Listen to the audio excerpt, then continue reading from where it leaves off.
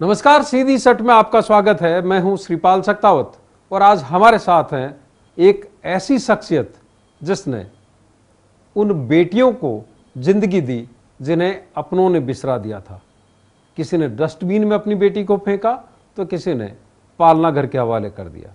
कोई झाड़ियों पे फेंक करके अपनी बेटी को भगवान भरोसे छोड़ करके चला गया तो किसी ने झील के हवाले अपनी बेटी को कर दिया। उन बेटियों को जीवन देने वाले योग गुरु देवेंद्र अग्रवाल आज सीधी सट के लिए हमारे साथ मौजूद हैं।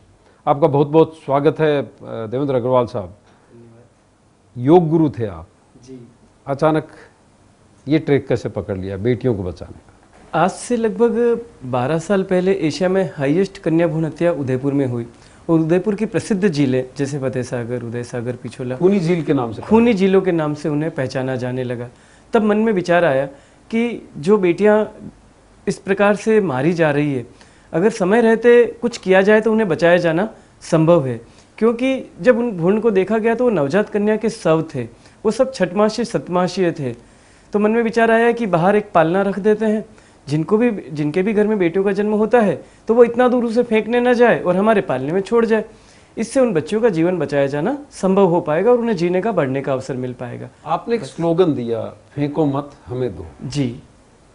उसके विरोध में भी आवाजें उठी, आपके खिलाफ मुकदमे दर्ज हुए, PIL हुई जी। क्योंकि आप कहते थे कि कानूनी प्रक्रिया की जरूरत नहीं है। जी। आप ये चाहते थे कि कानून का इस्तेमाल नहीं हो, जो बेटियों को फेंक रहे हैं वो आपके पालने के हवाले कर दें, उसको पालना घर में छोड़ दें। जी। कानून ये कहता है कि जो भी अपनी बच्ची को फेंक रहा है, अपने नवजात शिशु को फेंक रहा है, उसके खिलाफ कानूनी कार्रवाई हो। तो ये जो विरोधाभास थे उसमें किस तरह से आपने पार पाई और आपका लॉजिक क्या था? जी, ये उस समय हमारे में कंट्रोवर्सी क्रिएट हुई थी बाल कल्याण समिति को लेकर। तब उन्होंने कहा था कि आपके पालने में जो भी बच्चियां पाई जाती है तो आप अज्ञात के खिलाफ FIR दर्ज कराएं। तो फिर हमारा उस समय तर्क ये था कि अगर हम अज्ञात के खिलाफ FIR दर्ज कराते हैं तो कल को कोई हमारे पालने में बच्ची क्यों छोड़ेगा? क्योंकि पालने में छोड़ने वाले को पकड़ना बहुत आसान है, उसकी आइडेंटिटी किया जाना बहुत आसान होता था। क्योंकि कह दिया जाएगा कि आप स्थल पर कैमरा लगा दीजिए, आप एक गार्ड खड़ा कर दीजिए, फिर कोई हमारे पालने में बच्ची नहीं छोड़ेगा और वापस वही उसे डस्टबिन, झाड़िया, नदी, तालाब में फेंकने जाएगा, जिससे कि उस बच्चे को बचाना संभव ही नहीं हो पाएगा। तो हमारा बस ये तर्क था कि हम क्या चाहते हैं, बच्चियां जिंदा मिले जी पालने में या डस्टबिन, झाड़ियों में वो अकाल मौत को प्राप्त मतलब आपको लगता है कानून की जरूरत नहीं? जी हाँ। तब हमने कोर्ट की शरण ली थी, माननीय न्यायालय की, और माननीय न्यायालय ने इसका 2 भाग किया था, पहला सुरक्षित परित्याग और दूसरा असुरक्षित परित्याग।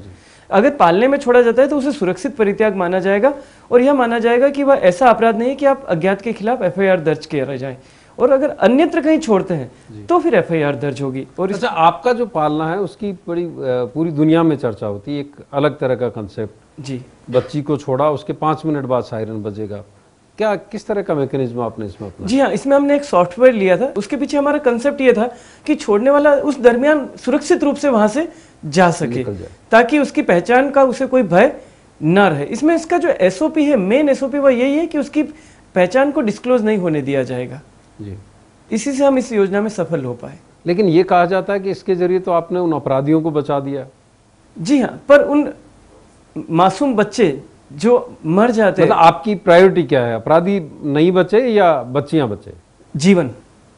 हमारा मुख्य उद्देश्य जीवन को बचाना है, क्योंकि वह बच्चियां निरपराध है, उन्हें हम क्यों कर मौत के मुंह में छोड़ सकते हैं।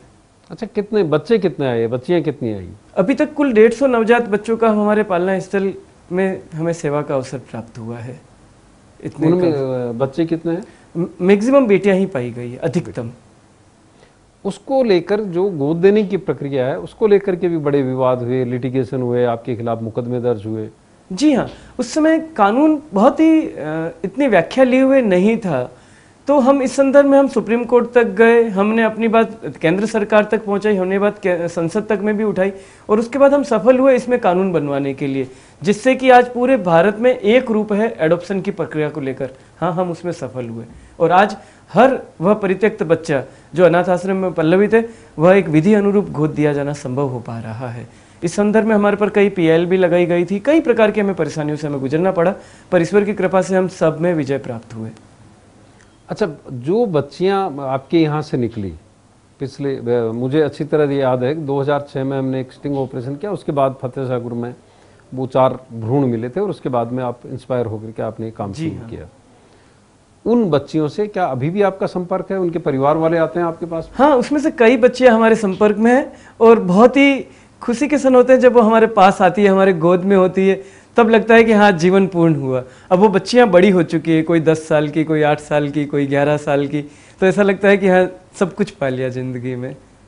क्योंकि किसी जैसे एक बच्ची थी, हमने उसे जब लिया था तब उसे सूअर खा रहे थे और कुत्तों ने बचाया था। ये एक बहुत बड़ी स्टोरी बनी थी उस समय में, ये बात है करीब 10 साल पुरानी। और मतलब इंसान ने फेंक दिया, सूअर खा रहे थे और कुत्तों ने बचाया। कुत्तों ने उसको बचाया, जबकि कुत्ते स्वयं मांसाहारी होते हैं। या ऐसे ऐसे बच्चे जो हमने झाड़ियों में पाए थे और हमने ऑपरेशन थिएटर में ले जाके उनके शरीर से कांटे निकलवाए थे। अब आज वो बच्चे आते हैं इतने खिलखिलाते हुए। एक बच्ची थी, उसको पूरा गला घोट के फेंका था। जारी रहेगी, बड़ी संवेदनाएं एक तरह से जगाने वाली आपकी कहानियां हैं। वक्त है अभी एक ब्रेक का। ब्रेक के बाद सीधी सट जारी रहेगी और सीधी सट में आज हमारे साथ है एक ऐसी विभूति जिसने 150 से ज्यादा बच्चियों को जीवन दिया है। ब्रेक के बाद एक बार फिर आपका स्वागत है। आज सीधी सट में हमारे साथ हैं योग गुरु श्री देवेंद्र अग्रवाल, जो राजस्थान सरकार के सलाहकार भी हैं। सलाहकार की एक भूमिका भी आपको मिली है जी। लेकिन कई बार लोग ये कहते हैं कि देवेंद्र अग्रवाल जी ने 150 जिंदगियां बचाई, पालना घर का कंसेप्ट दिया, बच्चियां बहुत बेहतरीन तरीके से पल रही थी, वहाँ से उनके अडोप्शन की एक प्रक्रिया हो रही थी और आपने उसे सरकारी मशीनरी के हवाले करके और आप पतली गली से निकल गए। देखा जाए तो ये कितना पवित्र सोच है ना, कि हमारा जो कंसेप्ट जब हमने कार्य किया तब इसके लिए राज्य सरकार के पास में कोई सोच नहीं थी, एक्ट नहीं था, रूल नहीं थी, गाइडलाइन नहीं था, बजट नहीं था। और एक संस्था का क्या दायित्व होता है, वह राह दे, और जब राह बन जाए तो वह अन्य किसी जटिल कार्य की ओर अग्रसर हो। तो हमने तो हमारी सारी एसेट्स भी गवर्नमेंट को सौंप दी, ताकि अब वो जमा जमाए काम अब सरकार उसे रन करे और अब हम ऐसे कामों में जाएं जिसके लिए सोच ना हो। इस सोच के साथ हमने ऐसा किया। जो आप मन से जिस तरह से जुड़े हुए थे इस मुहिम से जी, आपने एक एक बच्ची, जैसे आपने बताया अभी थोड़ी देर पहले कि आपने कांटे निकाले उनके झाड़ियों में जो थे, वो बच्चियां आज खिलखिलाती हुई आपके पास आती है। आपको लगता है कि जो हमारा सिस्टम है वो उसी संवेदना के साथ उन बच्चियों को पाल पाएगा? अब जो पालना घर में आएगी, झाड़ियों में फेंकी हुई मिलेगी, डस्टबिन के हवाले की हुई होगी, या किसी झील या तालाब में फेंक दी गई? जी, आपका एक प्रश्न बहुत ही अच्छा प्रश्न है। पर जब हम ये कार्य करते थे तब एडॉप्शन की प्रक्रिया होते होते 2 से 4 साल लग जाते थे, क्योंकि मैंने जस्ट जिक्र किया उस समय ऐसे एक्ट रूल गाइडलाइन नहीं थी। अब क्लियर एक्ट रूल गाइडलाइन और टाइम बाउंड प्रोग्राम है जो हमें इंटरनेट के थ्रू हमें चलना पड़ता है, सेंट्रल गवर्नमेंट का है।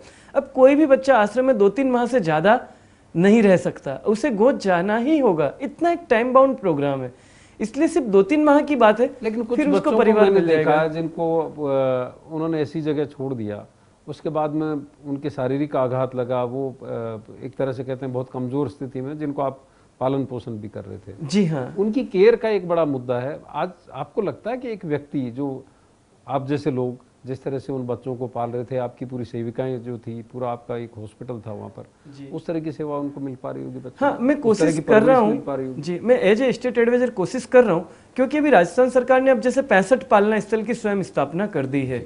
माननीय मुख्यमंत्री महोदय ने 15-16 में इसमें बजट घोषणा में अनाउंसमेंट किया था, और 1 साल से भी कम समय में हम लगभग 45 जीवन तक पहुंचने में सफल हो पाए। हम इतने सालों में 150 जीवन तक पहुंचे थे और 1 साल से भी कम समय में 45 जीवन। मतलब आपकी जो भावना है उसको मुख्यमंत्री ने समझा? जी हाँ, और सरकार ने इस योजना को एज इट इज, यहाँ तक कि हमारा जो स्लोगन है फेंको मत हमें, तो वह भी एज इट इज सरकार ने स्वीकार किया, और सरकार भी यही कह रही है फेंको मत हमें, तो सारी जिम्मेदारी सरकार की है। तो मुझे लगा कि देवेंद्र, हम एक बड़े नेटवर्क के साथ ज़्यादा जीवन को छू पाएंगे, प्रभावित कर पाएंगे बनिस्पत हम एक छोटे नेटवर्क के साथ। तो मेरे साथ उस समय बहुत असमंजस की स्थिति थी कि हम हमारे संस्था, हमारे नाम को देखें या हम जीवन को देखें। तो मुझे लगा मुझे जीवन देखना चाहिए, संस्था का नाम या वो चीज़ मायने नहीं रखती है, क्योंकि हम ज़्यादा जगह पहुँच पाएंगे। अच्छा, आपने एक कंसेप्ट और शुरू किया था, दिव्य मदर मिल्क बैंक का। जी हाँ, उसके पीछे क्या सोच थी? सर एक्चुअल में मेरे पास में, जैसा अभी जस्ट आपने जिक्र किया, हमारे पास में स्वयं का NICU हॉस्पिटल सब कुछ सुविधा थी। मतलब हमारे पास वर्ल्ड क्लास सुविधाएं थी हमारे नवजात बच्चों के लिए। मेरे पास ऐसी कोई मशीन नहीं जो मेडिकल कॉलेज हॉस्पिटल में हो और हमारे पास ना हो नियोनेट के लिए। पर फिर भी मेरे बच्चों को कभी जुकाम, कभी खांसी, कभी क्या होता था, तो डॉक्टर मुझे हमेशा एक ही बात बोलते कि गुरुजी आपके पास सब कुछ है पर माँ का दूध नहीं है, तो इन बच्चों के पास रोग प्रतिरोधक क्षमता नहीं है, जिस वजह से इन्हें छोटी मोटी बीमारी तो थोड़ा चलती रहेगी। तो मेरे मन में विचार आया कि हम तो पन्नाधाय की धरा से, उदय सिंह जी ने उदयपुर की स्थापना करी, मेरे बच्चों को माँ का दूध क्यों नहीं मिल सकता है। तो मैंने थोड़ा सा पहले, पन्नाधाय नहीं होती तो उदय सिंह नहीं होता, उदय सिंह नहीं होता, उदय सिंह नहीं होता तो उदयपुर नहीं होता, बस मन में यही विचार आया था। तो फिर मैंने थोड़ा रिसर्च किया कि ये कंसेप्ट क्या था पन्नाधाय का। तो पूरी एक बहुत ही साइंटिफिक प्रक्रिया थी दाई माँ के चयन की, और वह राज परिवार के बच्चों को अपना स्तनपान कराती थी। फिर थोड़ा आधुनिक रिसर्च किया तो पता पड़ा कि विदेशों में इस प्रकार के मदर मिल्क बैंक होते हैं। बस फिर मन में इच्छा शक्ति थी कि बस कुछ भी हो मेरे बच्चों को माँ का दूध मिलेगा। ज़्यादा अध्ययन किया तो पता पड़ा कि देवेंद्र, तेरे बच्चे जो हैं ये बच तो रहे हैं, पर हॉस्पिटल के एनआईसीयू में जो बच्चे मर जाते हैं, मरने वाले 100 में से 22 बच्चों को बचाया जा सकता है अगर उन्हें माँ का दूध उपलब्ध करा दिया जाए। तो फिर मैं सरकार के पास तो गया। आप उनको उपलब्ध नहीं करा पाए, लेकिन माँ का दूध उपलब्ध करवा। जी हाँ। तो फिर मैं सरकार के पास गया और मैंने सरकार से एक रिक्वेस्ट करी कि आप मुझे मेडिकल कॉलेज में जगह दे दीजिए, स्थापना संस्था करेगी, संचालन संस्था करेगी, जो दूध आएगा पहले आपके एनआईसीयू में मौत से लड़ रहे बच्चों को उपलब्ध कराएंगे, और बच्चा तो मैं मेरे आश्रम के बच्चों को पिलाऊंगा। सरकार को ये प्रपोजल बहुत अच्छा लगा, क्योंकि उन्हें 1 रुपया नहीं लगाना था, ना स्थापना में ना संचालन में, और दूध भी उनको मिलना था। उन्होंने हमें स्वीकृति दी। और सर हमने कई प्रकार के, लेकिन जिस तरह की सोच है हमारे समाज की, आपको सपोर्ट मिला उन माओं से? सर अल्टीमेट कल्पना से परे, क्योंकि जब मैंने ये कंसेप्ट लोगों के सामने रखा तो मुझे लोगों ने ये कहा, कौन माँ अपना दूध दान देगी, कौन माँ अपने बच्चे को भूखा रखेगी, कौन माँ अपना खून देगी बच्चे को दूध दान से पहले, क्योंकि खून की जांच भी करना इसमें अनिवार्य होता है, कोई संक्रमित बीमारी ना हो, कि इतनी जटिल प्रक्रिया से कोई माँ आपको दूध दान नहीं देगी। पर आप सरप्राइज करेंगे कि हमने कई बड़े बड़े शिविर लगाए, जैसे ब्लड बैंक के शिविर लगाए जाते हैं, उसी प्रकार से माँ के दूध के डोनेशन के हमने कैंप लगाए। पहला कैंप हमने लगाया तब हमें एक दिन में एक जगह पे 161 माताओं ने एक बार में दूध दान दिया, और दूसरी बार जब हमने कैंप लगाया तो एक दिन में एक जगह पे 364 माताओं ने दूध दान दिया। इतना आज तक एक जगह पे एक दिन में खून भी दान नहीं दिया किसी ने। भारत में शायद ये इस तरह का पहला मदर्स मिल्क जी हाँ, कम्युनिटी अब कितने मिल्क बैंक बन गए? क्योंकि अब तो सरकार ने भी आपकी इस योजना को सिर आंखों पे लिया है और मुख्यमंत्री खुद इसको प्रमोट कर रही है। जी हाँ, माननीय मुख्यमंत्री महोदय ने 15-16 की बजट अनाउंसमेंट में राज्य में 10 मदर मिल्क बैंक की स्थापना की घोषणा करी थी, और इसके लिए कुल 10 करोड़ रुपए का प्रोविजन किया। और अब आज की तारीख में राज्य में कुल 13 मदर मिल्क बैंक संचालित है, जिसमें से 10 बजट घोषणा के तहत स्थापित है। एक जो हमारी संस्था का दिव्य मदर मिल्क बैंक है, वह भी हम राज्य सरकार को पूरी एसेट्स के साथ समर्पित कर चुके हैं, और एक नार्वे के थ्रू संचालित है और एक एनजीओ का। इस प्रकार से कुल 13 मदर मिल्क बैंक राज्य में संचालित है। वक्त है अभी एक ब्रेक का। ब्रेक के बाद सीधी सट जारी रहेगी। सीधी सट में आज हमारे साथ हैं श्री देवेंद्र अग्रवाल।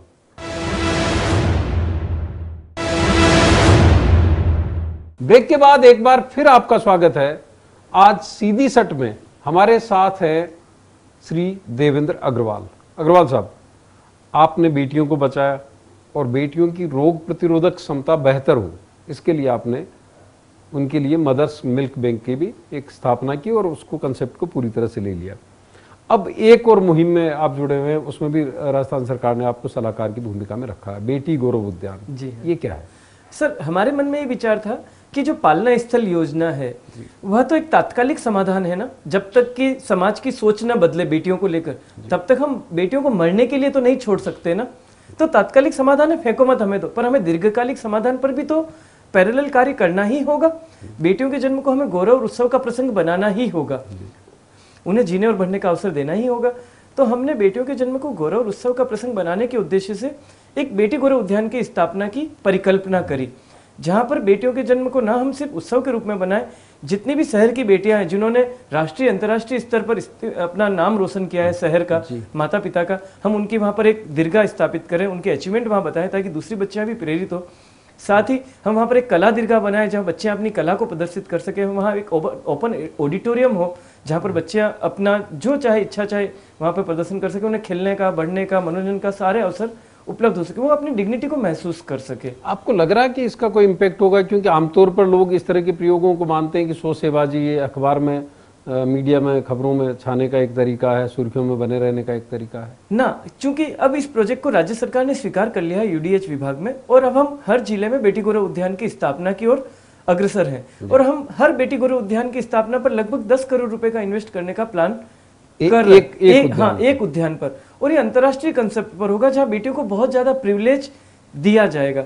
और मेरे बारे में तो आप जानते हैं कि अगर मैंने किसी काम में हाथ लिया है तो मैं उसे पूरा तो करके ही छोड़ूंगा, मैं ऐसे बीच राह में नहीं छोड़ूंगा। लेकिन कई बार लगता है कि आप पतली गली से निकल जाते हैं। आपने बेटियों को बचाने की मुहिम शुरू की, वो बड़ी अच्छी तरीके से परवरिश हो रही थी, आपने उसको सरकार को सुपुर्द किया, फिर दूसरे मिशन पे निकल गए, अब तीसरे पे निकल गए। तो ये कितनी अच्छी भावना है ना। आज तक आपने, शायद मैं कह सकता हूँ कि भारत कई में बार लोगों को ये भी लगता है कि आप जिम्मेदारी से बचने के लिए शायद ऐसा कर रहे हैं। जब इतनी तन्मयता के साथ, इतनी निष्ठा के साथ आपने एक काम शुरू किया और उसके बाद उन बेटियों को सरकारी मशीनरी के हवाले कर दिया, पर उसमें अपना कोई नया चैलेंज नहीं था, सिर्फ डे टू डे वर्क था। और मुझे लगता है कि अभी हमारे समय और ऊर्जा की बहुत ज़्यादा आवश्यकता है। हमारे नवजात बच्चों को बहुत काम करना हमें शेष है, और अगर एक कोई कार्य सेट हो जाता है तो हमें अपने साथियों को उन्हें सौंप कर हमें आगे जटिल राह की ओर बढ़ना ही चाहिए, न कि जो सेट हो चुका है उसको एंजॉय करना चाहिए।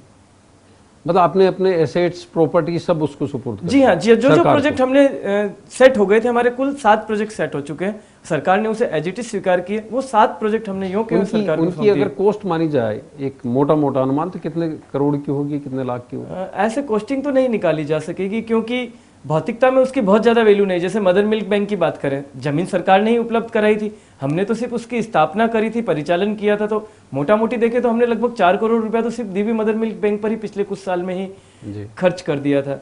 या अगर हम महेश आश्रम, वो आपका जो महेश आश्रम है, जी हाँ, महेश आश्रम में अभी तक जैसे हमने 150 बच्चों का पल्लवित किया है। अगर हम देखा जाए, हमें सरकार द्वारा कुल 7 स्थान आवंटित या इस्तेमाल करने के लिए उपलब्ध कराए गए थे। उसमें से हमने 5 स्थान वापस सरकार को सुपुर्द कर दिया। अब हमारे पास सिर्फ 2 स्थान और है, और अभी हमारे पास 8 योजनाएं और है जो हमें सेट करनी है, और वो भारत की पहली है। किस तरह की? जैसे कि हमारा अगला जो प्रोजेक्ट है जीवनी आश्रय धाम, ये भी भारत का पहला प्रोजेक्ट है। अभी तक हम बेटियों की रक्षा कर रहे हैं जन्म के बाद में। हम चाहते हैं कि गर्भ में भी बेटियों की रक्षा करें, क्योंकि जितनी बेटियों को जन्म के बाद नहीं मारा जा रहा, उससे कई गुना ज्यादा तो गर्भ में मारा जा रहा है, जिसके आप तो जीवंत एग्जाम्पल हैं जो आपने किया है जिंदगी में। तो उन बच्चियों को, जो बच्चे मतलब वह गर्भवती महिला, वह बच्चियां जो गर्भवती हैं और संकट में हैं, और उन्हें लगता है कि मेरे घर में पल रही संतान की मैं रक्षा करने में असमर्थ हूँ, तो हम उसे हमारे आश्रम में गुप्त शरण देते हैं डिलीवरी तक, ताकि उसे दबाव में आकर गर्भपात न कराना पड़े। पास रहेगी। हाँ, वो गर्भवती महिला हमारे पास रहेगी तब तक, जब तक का उसे प्रसव न हो जाए, ताकि उसे किसी के दबाव में आकर सोनोग्राफी न करानी पड़े, अपना एबॉर्शन न कराना पड़े, या उसे आत्महत्या न करनी पड़े अगर कोई गलत काम हो गया है उसके साथ में। 4 आ रही है इस तरह की महिला? हाँ, एक बच्ची आई थी। जैसा कि आपको विदित है कि 98.2% गलत हरकत नियर एंड डियर द्वारा की जाती है, बिल्कुल क्लोज द्वारा। तो उसके भाई ने ही उसे प्रेग्नेंट किया था। तो फिर हमने उसे गुप्त शरण दी थी। वो अनमैरिड थी और उसने बच्चे को जन्म दिया और वो अपने सामान्य जीवन में लौट गई। नहीं तो ऐसी परिस्थिति में आमतौर पर बच्चियां आत्महत्या कर लेती दूसरों ने अडॉप्ट कर, हाँ, उस बच्चे को, तो वो बच्ची भी बच गई, उसका बच्चा भी बच गया, और उस बच्चे की इज्जत भी बच गई। जी, और उस बच्चे की वजह से किसी के जीवन को जीने का उद्देश्य भी मिल गया परिवार को। तो एक पंथ कई काज हो जाते हैं। तो अभी हम इस प्रोजेक्ट पर ध्यान दे रहे हैं। तो ऐसे भी हमें 8 प्रोजेक्ट और है जो हमें एक बार समाज में स्थापित करने हैं, और वह भी सरकार को फिर सौंपने का मानस रहेगा। मतलब आप शुरू करेंगे और सरकार को सौंप देंगे जमने के बाद, जब हम निश्चिंत हो जाए कि अब ये जम चुके हैं और अब सरकार इसे आसानी से चला सकती है, क्योंकि इसके लिए एक्ट, रूल, गाइडलाइन और बजट हो चुका है। आमतौर पर यह माना जाता है अग्रवाल साहब कि सरकारी सिस्टम को अगर कोई चीज आप दे दें तो उसके बाद उसका सत्यानाश हो जाता है। आप क्या सोचते हैं? हाँ, ऐसा अभी मुझे भी महसूस हुआ था। जैसे ही मैंने अपना जमाए दिव्य मदर मिल्क बैंक, जिसके पास में एशिया लेवल के कई रिकॉर्ड है, हम एशिया का पहला कम्युनिटी मदर मिल्क बैंक है Divya mother milk bank, Asia का पहला। और हमने जमाए मदर मिल्क बैंक जब सरकार को सौंपा, उसके सिर्फ 2 महीने बाद ही एक बहुत बड़ी स्टोरी दैनिक भास्कर में प्रकाशित हुई कि दिव्य मदर मिल्क बैंक बंद होने के कगार पर। तब बड़ा दुख लगा कि इतनी मेहनत करी, पूरा जीवन इसमें लगा दिया और ये तो बंद होने के कगार पर है। फिर मैंने गवर्नमेंट से इस संदर्भ में विस्तृत बात करी और सरकार ने तुरंत कदम उठाया और अब वो धीरे धीरे सेटल होने की राह पर है। मतलब तो ये बात सच तो है। सरकार के स्तर पर पूरा सपोर्ट है आपको? जी हाँ, अभी राज्य सरकार जो 3 विषय है, पालना स्थल, मदर मिल्क बैंक और बेटी गौरव उद्यान, इसको लेकर बहुत गंभीर है। वह मृत्यु दर को कम करना चाहती है, वह कुपोषण को जड़मूल से समाप्त करना चाहती है और हर बेटी को जीने का, बढ़ने का अवसर देना चाहती है। अग्रवाल साहब, आपकी सोच को बहुत बहुत सलाम और आप यहाँ पधारे इसके लिए बहुत बहुत आभार। तो ये थी सीधी सट योग गुरु देवेंद्र अग्रवाल के साथ। अगले सप्ताह फिर किसी शख्सियत के साथ मुलाकात होगी। देखते रहिए ETV राजस्थान।